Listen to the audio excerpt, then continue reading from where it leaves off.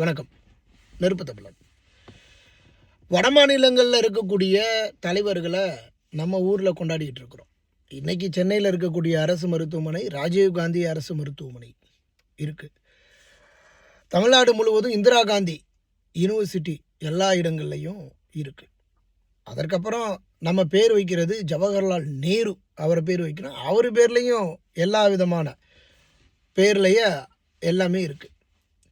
அவர் பேரை நம்ம வைக்கிறோம், ராஜீவ்காந்தியினுடைய பேரை வைக்கிறோம், இந்திரா காந்தியினுடைய பேரை வைக்கிறோம், சர்தார் வல்லபாய் படேலோட பேரை வைக்கிறோம். இப்படி எல்லாருடைய பேரையும் நம்ம வச்சுக்கிட்டு இருக்கிறோம்.